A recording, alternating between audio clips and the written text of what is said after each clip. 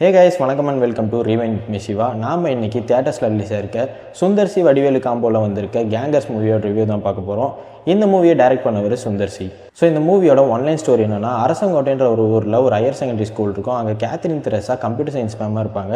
So அவங்களுக்கு ஃபேவரட்டாக ஒரு பொண்ணு ஸ்டூடெண்ட்டாக இருப்பாங்க. அந்த பொண்ணு திடீர்னு ஒரு நாள் காணாமல் போயிடுவாங்க. இவங்களே தேடி கண்டுபிடிக்கலான்னு ட்ரை பண்ணும்போது கடைசி வரைக்கும் இவங்களால தனியாக கண்டுபிடிக்கவே முடியாது.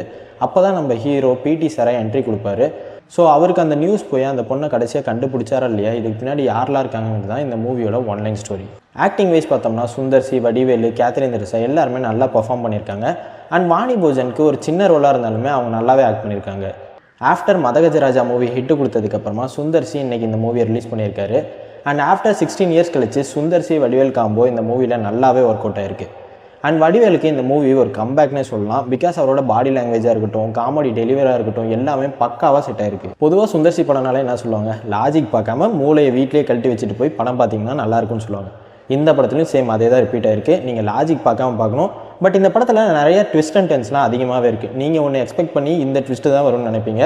பட் அன்எக்ஸ்பெக்டடாக வேற ஒரு ட்விஸ்ட்டு தான் வரும். ஸோ அதெல்லாம் பார்க்கும்போது நல்லா இருந்தது. இந்த மூவியோட ஃபர்ஸ்ட் ஆஃப் ரொம்ப ஸ்லோவாக மொக்கையாக கிரிஞ்சாக இருக்க மாதிரி தான் ஃபீல் ஆகும். ஒரு சில சீன்லாம் நமக்கு சிரிப்பு வராது. அவங்களே கஷ்டப்பட்டு நம்மளை சிரிக்க வைப்பாங்க. பட் செகண்ட் ஆஃப் அப்படியே டோட்டல் டிஃப்ரெண்ட்டாக இருந்தது. செம்ம ஃபன் குவாரண்டடாக இருந்தது. ஒவ்வொரு சீனுமே அவ்வளோ சிரிப்பாக இருந்தது. இதை நீங்கள் ஃபஸ்ட் ஹாஃப்லேயே பண்ணியிருக்கலாமேங்கிற மாதிரி தான் ஃபீல் ஆச்சு. அண்ட் செகண்ட் ஹாஃபோட ஹைஸ்ட் சீனாக இருக்கட்டும், வடிவேலோட லேடி கெட்டப் சீனாக இருக்கட்டும், எல்லாமே நல்லா இருந்தது. அண்ட் இந்த மூவியில் மெயினாக வடிவேலுக்கு போட்டிருக்க எல்லா கெட்டப்புமே அவருக்கு பக்காவாக ஷூட்டாக இருந்தது. இந்த மூவியில் செகண்ட் ஹாஃபில் அலெக்சா காமெடி ஒரு சீன் வரும். அந்த சீன்லாம் அல்டிமேட்டாக இருந்தது. ஹோல் தியேட்டருமே அவ்வளோ என்ஜாய் பண்ணி சிரிச்சிட்டு இருந்தாங்க.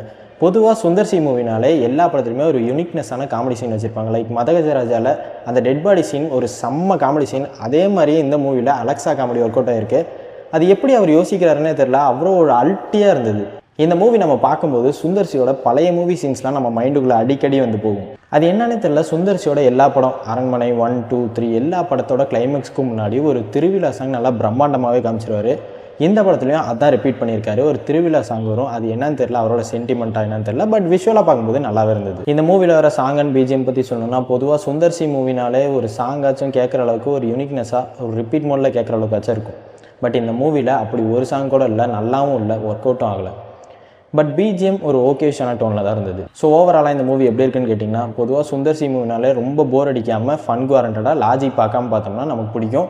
ஸோ இந்த மூவியும் அப்படி தான். நீங்கள் லாஜிக் பார்க்காம இந்த மூவி பார்த்தீங்கன்னா ஒரு one time watchable movie. And இந்த மூவிக்கு என்னோட ரேட்டிங் 6.5 out of 10.